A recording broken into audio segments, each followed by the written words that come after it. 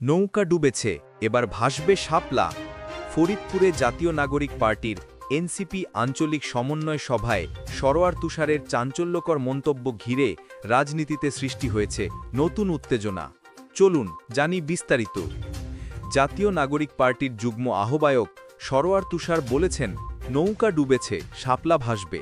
তিনি আরও উল্লেখ করেছেন, ইসির ইগো এবং বিশেষ দলের প্রভাবের কারণে এনসিপিকে শাপলা প্রতীক দেওয়া হচ্ছে না, তবে শাপলা প্রতীক হবে ডুবে যাওয়া নৌকার বিকল্প। সরোয়ার তুষার দাবি করেছেন, আওয়ামী লীগের পরে জাতীয় পার্টি দেশের সবচেয়ে বেশি ক্ষতি করেছে। তাদের নেতা এরশাদ কবরে, জাতীয় পার্টিও কবরে যাবে। এরা ভারতের এজেন্ট। তিনি সতর্ক করেছেন, দেশের জনগণ এই ধরনের রাজনীতি মেনে নেবে না।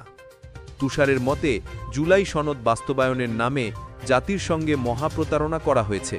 তিনি জোর দিয়ে বলেছেন, আমরা দেশে নতুন কোনো আওয়ামী লীগ দেখতে চাই না এবং সনদের আইনি স্বীকৃতির জন্য অবিলম্বে গণভোট দরকার।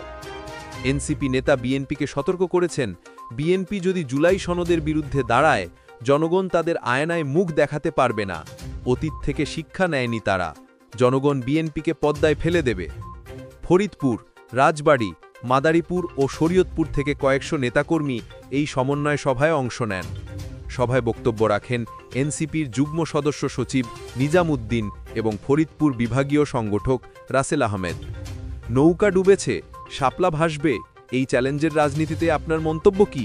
কমেন্টে জানান, লাইক দিন, শেয়ার করুন এবং আরও এক নজরে গুরুত্বপূর্ণ রাজনীতি দেখতে সাবস্ক্রাইব করুন পালস নিউজ বিডি।